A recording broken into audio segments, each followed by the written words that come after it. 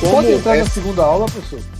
Como é? Chegou aí na segunda aula, viu? Tem gente que chegou para a segunda aula, viu? Não, tem chamada, todo mundo recebe chamada aqui, tá tranquilo. Mas lá no colégio o cara tinha que esperar terminar a primeira aula, entrou de fininho aí. Pronto, mas não falou nada Entrou de também. fininho, entrou de fininho, mas o professor foi. Considerando, vou considerar que vocês estão falando de mim. E eu cheguei aqui, me dei um pio, fiquei prestando atenção na aula, que é assim que acontecia. É a vida. Cheguei, prestei atenção, não fiz bagunça, não fiz nada, estou aqui. Perfeito, mestre. Mas vamos lá. De 58 mil a 300 mil mortos no Vietnã, escala de 50 milhões a 60 milhões na Segunda Guerra Mundial. Primeiro mamífero a ir para o espaço, já foi sem chance de voltar. A questão espacial acabaria em 75. Mas veja só, então pode botar a prova aí. O zero não sai, não. Mas vamos lá. Eu quis fazer esse paralelo, tá? Para a gente entender realmente como as coisas estão vinculadas. E eu não sei, pelo menos comigo, sempre foi assim: tem história geral e história do Brasil. Dentro de história geral tem história antiga, tal, não sei o quê. Mas o fato é que sempre tinha uma distinção entre o que era história geral e o que era história do Brasil, pelo menos da época que eu estudei, né, no colégio. E isso, às vezes, causa uma dificuldade para a gente entender como as coisas estão conectadas. Eu vou tentar fazer esse paralelo aqui, né? E aí o seguinte, galera, eu vou lembrar que no primeiro episódio a gente viu a ascensão e o estabelecimento de Vargas como um dos maiores políticos da história do Brasil até ali, né? Ele atravessou toda a década de 30 como presidente, depois ditador, aí a gente pulou a Segunda Guerra, pulou a segunda metade da década de 40, e a gente vai retomar a nossa viagem no tempo aqui nos anos 50, com quem mandando no Brasil? Getúlio Vargas. É por isso que é importante a gente fazer uma rápida passagem por toda a era Vargas, né? Começa ali em 30 com o governo provisório, ele chegando ao poder, e vê só como é interessante a história de Getúlio, tá? Vê como é interessante, vê como ele é uma figura absolutamente complexa no cenário social, político e econômico do Brasil, tá? Até hoje, a gente vai ver uma série de reflexos que fazem parte do nosso dia a dia, do nosso debate político, que vão encontrar raízes importantes aqui nesse período, tá? Porque, vê, Vargas ele vai chegar, né, ao poder como representante das oligarquias que mandavam no país desde o Império, ali depois de perder as eleições, como a gente falou, para Júlio Prestes, e, portanto, não confundir com Luiz Carlos Prestes, mas ele era Getúlio, ele era a principal liderança populista do país, né? Ele assume ali o governo provisório, né, depois da Revolução de 30, com poderes ditatoriais, entre aspas, limitados, né? Mas ele acaba, né, com uma política presente até então no Brasil que dava muitos poderes aos estados, era uma coisa muito federalista, a gente ainda vivia ali aquele cenário da política do café com leite, né? Com Minas Gerais e São Paulo disputando a hegemonia no cenário federal e se intercalando, São Paulo com muito mais poder do que Minas, mas com aquela alternância de poder, e com os estados, com as federações, com muito mais poder do que tem hoje, algo muito mais parecido com o que a gente vê no federalismo dos Estados Unidos, né? Mas o fato é que, com essa medida, ele vai nomear interventores, tudo aquela coisa. Agamenon Magalhães, né, vai ser nomeado interventor aqui em Pernambuco, né? Mas, quando ele faz isso, ele passa a lidar com resistências em vários lugares, sendo a principal delas em São Paulo. Ele vence a Guerra Paulista, vamos tratar dessa forma, em 32, contra as forças que representavam as oligarquias do Estado, mas, a partir disso aí, ele foi obrigado a fazer concessões importantes, como a Constituição de 34. E aí inicia o governo constitucionalista. Mas a Constituição não impediu, né, que Vargas aumentasse o seu poder. E tinha ali uma aproximação, vou tratar aqui de forma breve, havia uma aproximação controversa, né, com regimes europeus nacionalistas, autoritários, como a Alemanha e a Itália, à medida em que as políticas de Getúlio Vargas iam ganhando respaldo popular. Porque ele era um cara extremamente habilidoso. A gente vai falar um pouquinho mais disso logo a seguir. Mas, à medida que ele ia ganhando respaldo popular, ele ia dando voltas no parafuso do autoritarismo, né? Passou a enfrentar resistências, principalmente de movimentos inspirados por ideias socialistas, inclusive o movimento tenentista, né? Tendo em Luiz Carlos Prestes seu principal rival nessa luta, né?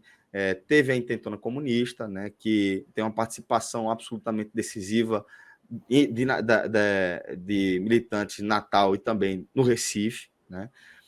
E isso seguiu até ele dar o golpe de 37, ainda nesse contexto de lutar contra o comunismo. E Getúlio ele vai lançar mão de um dos episódios mais emblemáticos aí da história do Brasil, né, que rolou isso aí em 37, em novembro de 37, que é o Plano Cohen. Ele foi um documento elaborado pelo militar integralista, tá, do movimento integralista, aquela organização nazifascista, antissemita, sediada aqui no Brasil, falando aí de Olímpio Mourão Filho, que vai estar presente também, vai melar a mão de merda no golpe de 64, como a gente vai ver, mas ele forja um documento se passando por um plano comunista, era uma fake news, né? E isso gerou um clima de pânico, e Vargas aproveitou esse clima de pânico estabelecido e passou a contar com o apoio de milícias integralistas, o movimento do qual o Olímpio fazia parte, para dar o golpe do Estado Novo, o Estado de Vargas. Aí a gente vai ver esse período de 37 a 45. E aqui vê como é importante a gente entender a habilidade de Vargas e como as coisas vão começar a mudar. Aqui é 100% ditadura, tá? Aqui a gente está no momento 100% de ditadura. Ele já vinha descumprindo a Constituição ponto a ponto, e aqui ele estabelece o seu Estado Novo, né? Ele tinha umas metas ali de fazer uma modernização conservadora, o objetivo de fazer uma integração e uma industrialização do Brasil, sem mexer no interesse dos grandes fazendeiros. Ó, habilidade. Mas, para isso, ele precisou ter uma série de acertos. Ele buscou alinhamento com as elites econômicas, ele consolidou as elites econômicas, sempre agiu no sentido de conciliação, inclusive não cumprindo a promessa de acabar com a política de valorização do café, que era para a galera não ter um prejuízo muito grande.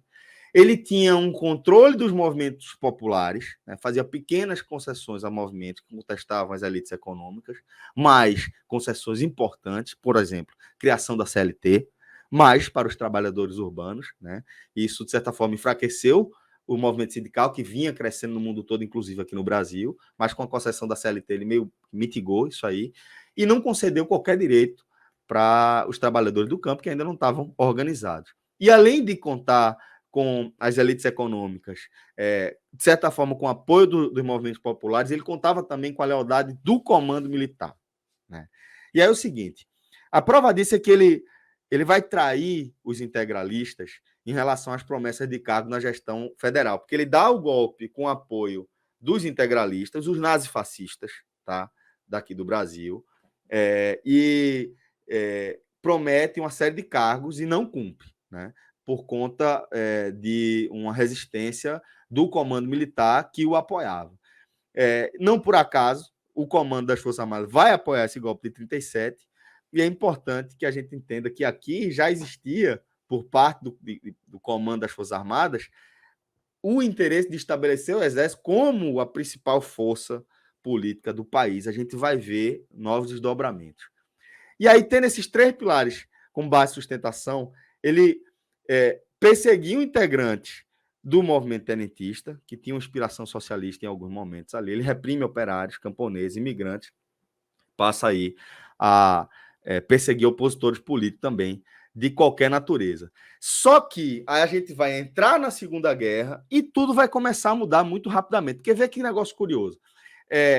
Os militares que apoiavam Vargas, eles defendiam em determinado momento, eu disse que era controversa a aproximação dos governos nazifascistas, né? Os militares que apoiavam Vargas, eles defendiam o ingresso do Brasil como integrante do eixo, né? Junto com a Alemanha, Itália e o Japão. Só que, numa negociação em duas frentes, ele estava negociando com esses regimes autoritários, mas estava negociando também com os Estados Unidos, ele acabou cedendo às pressões dos Estados Unidos, dentro do que eu falei da doutrina, né, da doutrina Truman, e também cede algumas pressões internas e vai fazer parte dos aliados, né? A assinatura disso rola até em Natal, a Conferência do Potengi, quando se assina a liberação da verba, se eu não me engano é isso, a liberação da verba para a construção da Companhia Siderúrgica Nacional, que era um dos pilares da meta de industrialização de Vargas do país. Lembra que ele tinha essa meta de fazer a industrialização do país, para isso precisava de recursos, e aí nessa de negociar com um lado com o outro, acabou negociando com os Estados Unidos. E aí vamos lá. A vitória dos aliados, vê que curioso, ela vai causar uma série de contradições irreversíveis aqui no Brasil, porque os soldados que eram convocados para dar o sangue, a vida, em nome da causa aliada, eles estavam lutando contra o quê? Eles estavam lutando contra regime de ditadores que oprimiam as suas próprias minorias. E essa ideia passou a ganhar força e a reverberar dentro do país, espalhou pelo Brasil todo. Assim que as elites econômicas perceberam o ganho dessa oposição, o fortalecimento dessa oposição a Vargas por parte dessa classe militar, o que é que ele faz? O que é que a elite econômica faz? Faz o que ela sempre faz, ela pula do barco. E aí, Getúlio, sem o apoio dos militares e sem o apoio das elites econômicas, ele vai passar a fazer o quê? Ele tinha um terceiro pilar, que eram os movimentos trabalhistas, a classe operária, né? E aí ele passou a utilizar a força do movimento operário para reforçar sua base de apoio, que estava desidratando rapidamente. E aí começa a ter aquela propaganda, aquela coisa de pai dos pobres, etc. E essa marca que vai ficar aí em Getúlio, tá? Isso aí que a gente está vendo, Vargas lendo o plano Cohen, né? O que seria o plano Cohen, o plano comunista, para poder justificar o golpe que ele dá. E aí ele vai acabar sofrendo um golpe em 45, tinha um movimento de oposição ao golpe, um movimento queremista, que era aquela galera que saía dizendo queremos Getúlio, apesar de ser ditador, mas sem as forças que o apoiavam, ele acaba cedendo e sofre o golpe e sai do poder, né? Ele sai do poder, mas ele ingressa no Senado, tá? De forma democrática. E aí, velho, em 51, vê que foda, em 51, depois de ter sido um ditador autoritário, né, depois de ter perseguido opositores, em 51 ele volta para o seu último mandato, o último capítulo da era Vargas, que é a era do voto popular. É o único mandato que ele vai cumprir, tendo chegado através do voto popular. E o que é importante a gente entender aqui? Como é que ele consegue voltar? Como é que ele consegue manter a popularidade depois de dar esse golpe? Porque o que Getúlio fez, o que ele entregou de conquista, acabou rendendo muitos frutos. Porque vocês lembram que eu falei da industrialização como plano de Getúlio?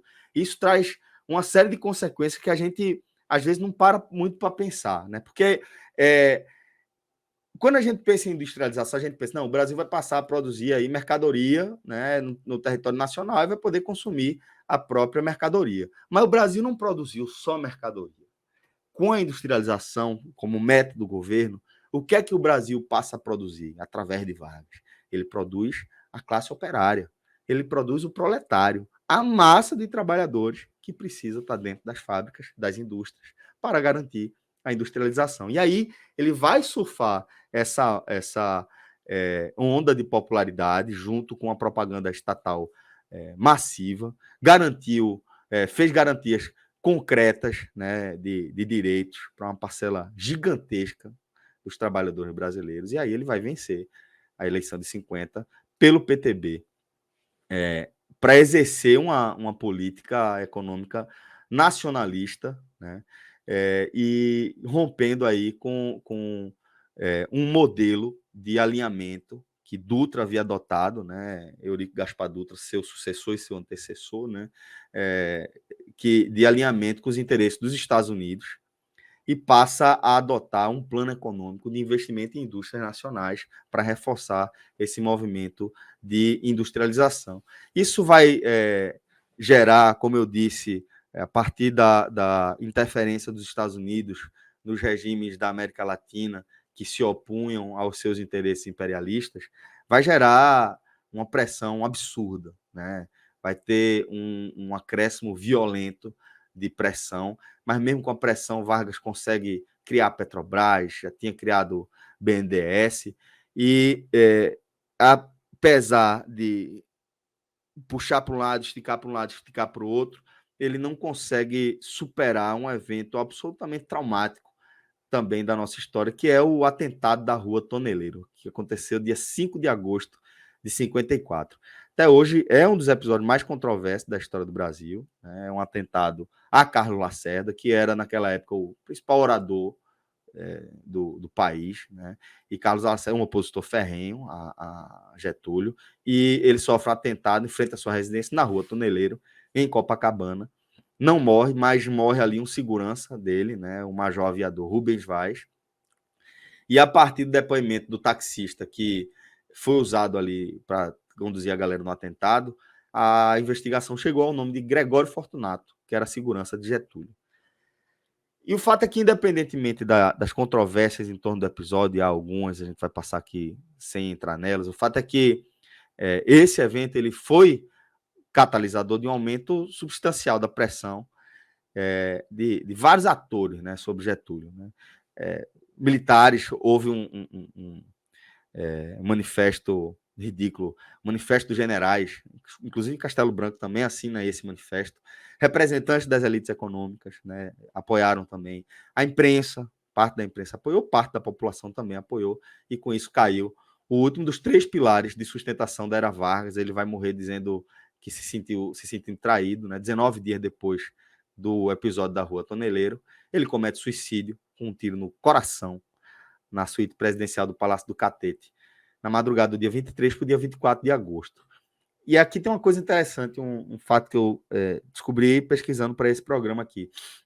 O último compromisso oficial de Getúlio foi a reunião ministerial, onde ele concordou em se licenciar sob a condição de garantir a manutenção sob a condição de que seria garantida, né, a manutenção da ordem e dos poderes constituídos, porque estava muito claro, havia indícios muito claros da vontade golpista do comando militar, né? Era um recado claro que ele estava dando ali para os generais. E antes de sair dessa reunião, ele se vira para o seu ministro da Justiça, Tancredo Neves, entrega uma caneta de ouro, marca Parker, com a qual ele tinha assinado aí esse último documento, e se despede dizendo o seguinte para Tancredo: para um amigo certo das horas incertas. Ele morre, né, e a família rejeita a oferta de um avião da FAB para o traslado do corpo até São Borja, no Rio Grande do Sul. A família também rejeitou todas as homenagens de Café Filho, né, seu vice-presidente, que era opositor, representante das oligarquias. E foi uma comoção, assim, um negócio meio sem precedentes, numa medida que dizem que Carlos Lacerda fugiu do país com medo da perseguição que ele passou a fugir, né, a sofrer, perdão. E para muitos estudiosos, como eu falei, o suicídio de Getúlio ele acaba adiando o golpe em 10 anos, revertendo de uma forma quase imediata a uma onda conservadora que crescia, uma onda conservadora e autoritária que tomava conta aqui do país, né? Aí a gente vai entrar na última metade aqui da década de 50, para fechar aqui a nosso Unicast, falando do governo Juscelino Kubitschek, né, e seus anos dourados. Depois de Café Filho cumprir tabela ali, foi a vez de JK, né, assumir. Ele era médico oficial da PM de Minas, tinha sido prefeito de Belo Horizonte, tinha sido governador de Minas Gerais, e mesmo tendo um currículo assim invejável, sendo um político profissional reconhecido, para ser eleito, né, através de uma aliança formada por 6 partidos, encabeçado inclusive pelo PSDB, JK enfrentou uma forte campanha de oposição dos militares que o acusavam de ser apoiado pelos comunistas, né? Mas ele vence no voto direto, com 35,68% dos votos, representava 3 milhões de votos, só. O general Juarez Távora recebeu 2,6 milhões, foi bem apertado, mas Ademar Barros conseguiu 2,2 milhões, e Plínio Salgado, que era o principal líder do movimento integralista, conseguiu ainda 700 mil votos, 8,28%. JK ele vai implementar uma política completamente diferente da linha que vinha sendo adotada por Getúlio, né? Ele, em vez de ir para uma política econômica nacionalista voltada para o desenvolvimento interno, a industrialização do país, JK vai implementar o nacional desenvolvimentismo, né? E aí ele se adequa aos grupos privados, promove uma reabertura da economia para o mercado internacional. O Brasil vai contrair empréstimos assim, sem precedentes junto ao FMI, fazendo as dívidas internas e a dívida externa também crescerem colossalmente, tudo em nome do plano de meta, né, de fazer o Brasil crescer 50 anos em 5. Mas realmente vai ser um período de crescimento impressionante, até maior em alguns aspectos do que conseguiu-se com Vargas, né? Houve, como eu disse, um investimento pesadíssimo do FMI, mas o país passou a investir na indústria de bens de consumo não duráveis, eletrodoméstico, rádio, aí vai ter os anos dourados do rádio, multinacionais produzindo no país, vai explodir o consumo, vai explodir artista, vai explodir radionovela, vai começar a ter uma expansão violentíssima da indústria automobilística, com o capital alemão através da Volkswagen, depois dos Estados Unidos com a Chevrolet, com a GM. Vai ter uma aceleração da indústria naval com capital japonês, com capital holandês e com capital também nacional, estatal. Vai criar a hidrelétrica de Furnas, vai criar a Sudene, que não vai engrenar, porque, como eu disse, faltava muito planejamento, era muita vontade, né? E tem um negócio que eu lembrei também do Maestro, algo que o Maestro falou aqui em outros momentos também, no nosso primeiro álbum, que ele vai, a partir do acordo dele com a Volkswagen, né, com o capital alemão, com o capital americano, para desenvolver a indústria automobilística, o que é que ele vai fazer, Maestro? Vai ferrar com a ferrovia, né? Vai ferrar com a malha ferroviária aqui no país. Vai ampliar enormemente as rodovias, né? Poucas foram entregues, mas o fato é que JK ele vai conduzir aí o país com um tom mais conciliador, né? Ele demonstra habilidade, né, para evitar ao máximo o acirramento do tom com seus adversários políticos, né? Mas com a forte desaceleração da industrialização do Sudeste, teve uma intensa migração de nordestinos para São Paulo e para o Rio. É o que a gente vai ver de reflexo até hoje. A população nordestina em São Paulo, Rio e também em Brasília, como a gente vai ver em seguida. Ele enxergava o atraso do Nordeste como um forte empecilho para o crescimento do mercado. Foi por isso que ele criou a Sudene, apesar de não ter criado os meios para que ela funcionasse. E o problema é que eu falei que ele contraiu tantas dívidas, né, para construir aí os seus projetos, como, por exemplo, a construção de Brasília. Brasília tinha duas questões, né? Tinha uma questão econômica, também de integração nacional, de você integrar o centro-oeste ali ao restante da economia do país, mas tinha também uma questão estratégica dentro do contexto de Guerra Fria, de você tirar a capital do litoral, levar para o interior do país. Aí vai se dar o início da construção de Brasília, né, feita por nordestinos e também por nortistas, né, não por Niemeyer, não por JK.